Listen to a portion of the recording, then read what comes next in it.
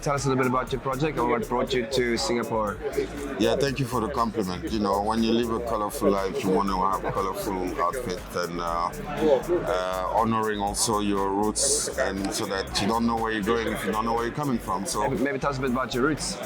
yeah, so actually I'm originally from Cameroon. I was born there. I grew up in France, in Paris, and I've always been attached to the motherland and making a difference, right? And actually I realized, you know, after my career in investment banking, I started with KPMG in Paris, France, and then investment banking, mergers and acquisitions with BNP Paribas and stuff, and then decided to go back to Africa and make a difference. World Bank, IFC, I invested in tech, made the first investment in the world in mobile payments, mobile money, even before M-Pesa. So from that journey, you know, I thought, okay, I discovered Bitcoin, Web3, etc., and I realized, look, most countries, not just in Africa, in emerging markets, think of Argentina, think of even India and other countries, have really weak currencies that depreciate significantly. Although an entrepreneur would be great in his own country, but then if his currency collapses, all his wealth disappears, right? But yet, those countries have a lot of resources. South Africa, for instance, right? Where you're from, basically, when I arrived there in 2004, the rand was, the dollar was 5-6 rands. Yeah. Right? Now, the dollar is like 20 rands, literally, right? So basically, that lost 4 times its value, right? And, you know, I know very much. And guess what? Until the 70s, 40 to 50% of the gold mined on the planet was coming from SA. I think, in fact, that the South African rand was stronger than the dollar in the 70s because of the power of gold. Because of the power of gold, right? And now look, so point for me was, how do we restore balance, right? And okay, we may not be able to control the macro policies of our central banks, of our governments, but we can access gold, and that's what we did. We're going to tokenize gold, make it available from as low as 10 cents to anyone with a mobile phone, so that they can have a way to get a safer assets that protects them, but that also appreciates over time, right? So if you think of gold today, just from January, it gained 46%. Over the past 5 years, it gains 130%. You know, since 2000, it gained 1,000%. So imagine the rands that you had back then. You bought gold then. Yeah. So actually, you know, it would be actually 4,000 times richer. As an African, obviously, you know, you have an affinity for gold, as do I, but, you know, the crypto is kind of designed to also, you know, stop this devaluation of currencies offer a safe haven asset. So, as such, it's called digital gold. What would you say to these Bitcoin maxis? You know, like, is there a place for gold on chain? And look, I mean, at the end of the day, what makes it so? No, Bitcoin so and gold have actually, people think it's completely different, but they react very similar. In a way, Bitcoin, you would see there's a trend 45 days after increase of monetary supply, Bitcoin rises. Yeah. And gold is known to be the hedge against inflation. Yeah. So people actually tend to have both. And it's not a LeBron versus Jordan kind of conversation. Yeah. It's about balancing your portfolio. Because at the end of the day, Bitcoin has had a meteoric rise, but it's also very volatile, right? So do you only want to have Bitcoin, or you want to also hedge and have something that has a steady growth, but that is also following the value, the strength of blockchain, which is gold on chain, which is reliable, which is traceable, and that you can swap for BTC, ETH, and USDT and so on.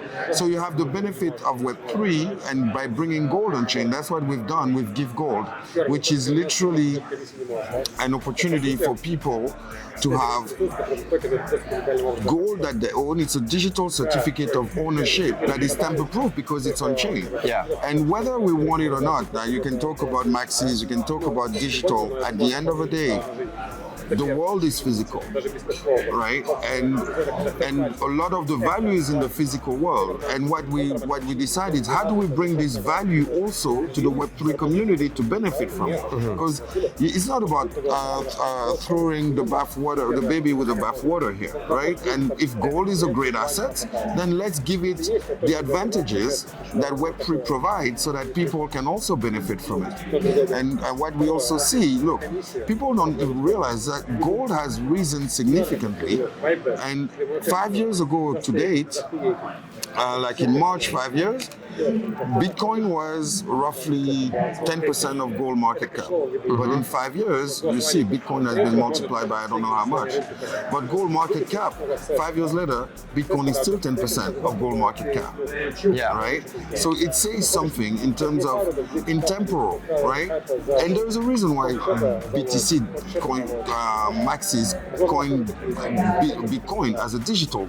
It's implicitly acknowledging the value of gold. Yeah. When you say I'm the digital gold, you're telling everyone gold is great. Yeah. And you made it digital, but in material, what we say is that gold material still has value. Why? Because it's still the backbone of the financial system in many ways. What was the so obviously, like a lot of institutional money is coming in now into crypto or into blockchain, and not everyone has an appetite for Bitcoin. So are you helping to bring them on? One of the big issues with gold is that you can't transport it. So if you're in a war-torn, if you're starting to caught in a war, you can't just load it onto a plane and go.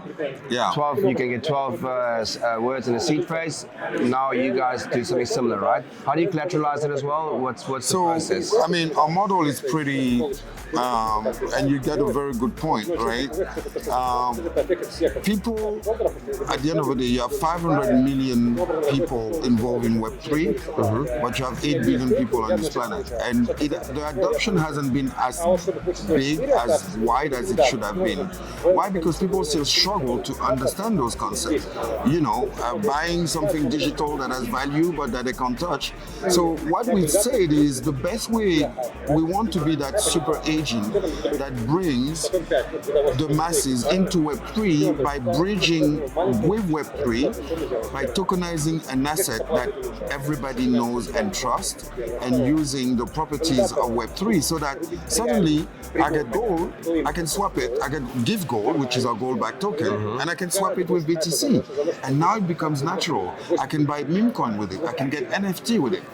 Now it's for me, we see it as a portal into the world of digital asset, and there couldn't be a better bridge than give gold in that sense. Obviously, like you collateralize it one-to-one of the gold, right? How is it managed, and just give us a little bit more insight. So the way it's first, our gold we fully regulated under MiCA, which is a very unique position to be in right now. I can tell you, in Europe, right?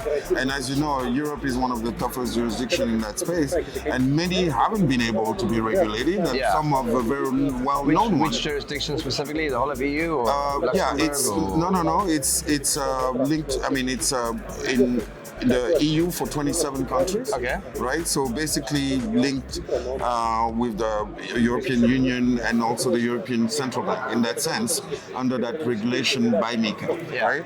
Now, also, our gold is audited, right? So it's audited by the largest digital asset firm in the world, right? And so that we cannot issue more tokens than whatever has been reported on-chain by the auditors, right? And then on top of it, we have a whole traceability. Each token is linked to a serial number of physical gold, right? And you can redeem the physical gold through our portal, so that it can be shipped to you. And isn't that the promise of fiat as well?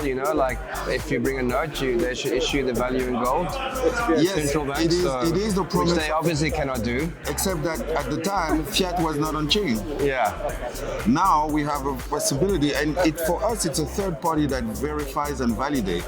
I'm looking for something that's more. I'm still going to get a few, but that's not just products to focus with. I need if it has to go out, then it needs to be. You need to be generic. Yeah, I'm going to ask. So obviously, like there have been, I think, a couple of failed experiments with gold as well. So.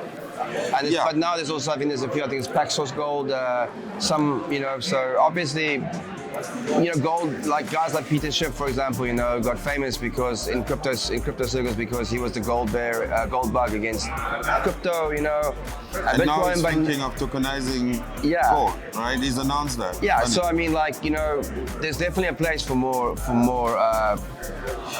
safe hedges against fiat, and I think gold is one. But also, I think gold has an intrinsic appeal to people as well. It's what we know. It's one of the oldest sources of value. What fascinates you so much about gold, and what do you love so much about gold? So, look, I'm going to give you a basic example, and I just want to come back to the point you made, which is an important one. They used to say the same thing about fiat, right? Yeah. Now, fiat was not linked on chain, right? That's the biggest revolution here. Right? And also, you were saying something. The thing with gold is that I'm going to give you a parallel and a metaphor. Mm-hmm. The top elite troops, right? Anywhere in the world. Top what, sorry? Elite military troops, right? In the survival kit, they would put 1 ounce of gold. Okay. Do you know why? Probably to bribe someone if they get caught? I don't know. That's a good one. No, because wherever they would go, even if they end up in the Amazon forest or in the Congo Basin or anywhere, that ounce of gold would bring them back home. That would allow them to... Because people, wherever they know, would know gold. They know gold, And that's powerful. Yeah. Right? Now, and this is really also the one thing, is that it is a human common denominator, right? And another thing, like let's say you're stuck with your Bitcoin, and now of course there are ways to kind of on and off ramp, but your gold you can always when you let's say you've redeemed it, somebody would want it, right? Somebody would want to trade it with you wherever you are, right? And give you cash for it, even if there is no ATM. You know what I mean? Yeah. And that's powerful. Now, and the point to your next question about, many have tried and done so.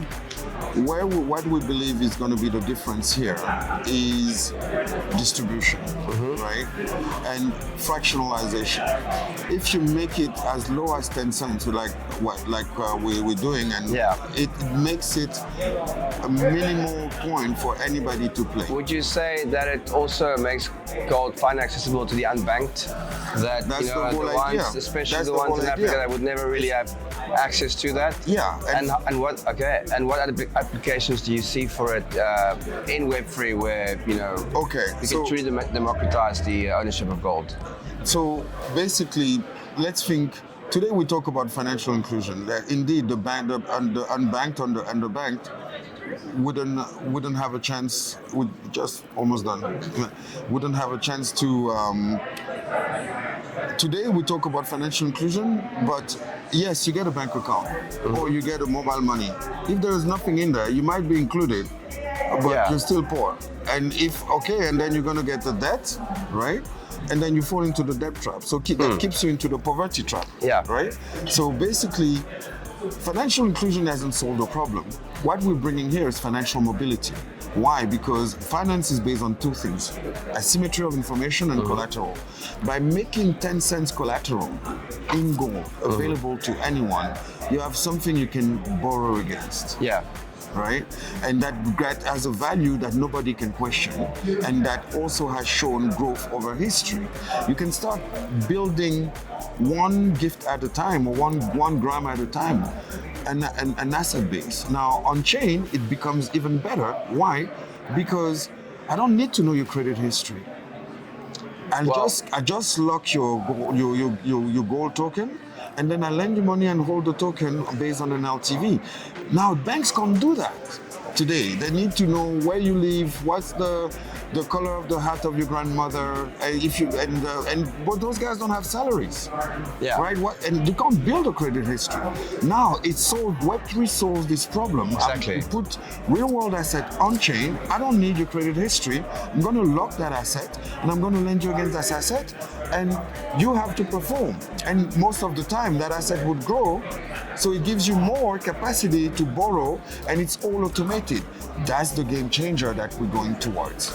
And also, you know, I mean, everyone, we're in crypto here, we're in a bit of an echo chamber, but you go to some place in the world and people still don't know what crypto, but even Bitcoin is, but people know what gold is. And people know what gold is. Is it a much easier gateway asset to and that's why the we chose, masses? and that's why we chose gold, because look, when I went back in Africa to discuss about blockchain and Web3, and I talk about Bitcoin, Ethereum, nobody understood.